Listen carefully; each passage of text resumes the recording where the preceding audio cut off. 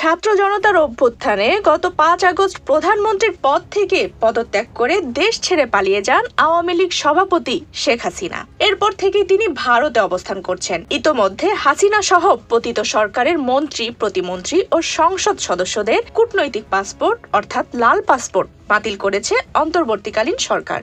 ভারতে যাওয়ার পর সাধারণ পলাতক নাগরিক হিসেবে তার স্বল্প সময়ের ভিসা মঞ্জুর হয় মানবিকতার কারণে।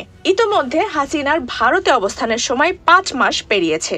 এবার ভারত সরকার সিদ্ধান্ত নিয়েছে বাংলাদেশের সাবেক প্রধানমন্ত্রী শেখ হাসিনাকে দীর্ঘমেয়াদী আবাসিক ভিসা বা রেসিডেন্সিয়াল ভিসা দেয়ার। এক উচ্চ পদস্থ সূত্র 7 জানুয়ারি ভারতীয় গণমাধ্যমকে এ তথ্য নিশ্চিত করেছেন। যদিও ভারতে রাজনৈতিক আশ্রয় দেওয়ার কোনো আইন নেই, তাই এ ধরনের পলাতক মানুষকে আবাসিক ভিসা দেয়া হয়। এই ভিসা দেয়া হলে শেখ হাসিনা সাধারণ নাগরিকের মতোই ভারতে থাকতে পারবেন, তবে প্রকাশ্যে রাজনৈতিক কর্মকাণ্ডে কিছুটা অসুবিধা হতে পারে।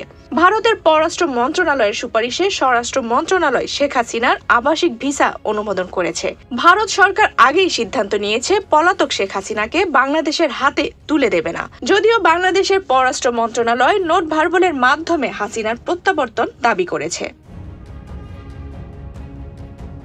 এর মধ্যে বাংলাদেশের আন্তর্জাতিক অপরাধ ট্রাইব্যুনালে শেখ হাসিনাকে গণহত্যার অভিযোগে আসামি করা হয়েছে। সরকারের পক্ষ থেকে বলা হচ্ছে, হাসিনাকে ফেব্রুয়ারি মাসের মধ্যে ফেরত এনে ডিসেম্বরের মধ্যেই বিচার নিশ্চিত করা হবে। যেহেতু ভারত সরকার ফেরত দেবে না, এজন্য তারা ভারতে গিয়েই জিজ্ঞাসাবাদ করতে চান, কিন্তু এটা হয় কনজুলার সেকশনের মাধ্যমে। সরকারি যুক্তি হলো, যারা কারাগারে বন্দী থাকেন তাদের জন্য এ সুবিধা আছে। হাসিনা যেহেতু গ্রেপ্তার হননি, তাই তার ক্ষেত্রে অসুবিধা হতে পারে। কেননা 5 আগস্ট শেখ হাসিনা যখন ভারতে চলে যান, তখন তার বিরুদ্ধে কোনো ফৌজদারি মামলা ছিল না। তার বিরুদ্ধে পরে মামলা দায়ের করে ইউনূস সরকার।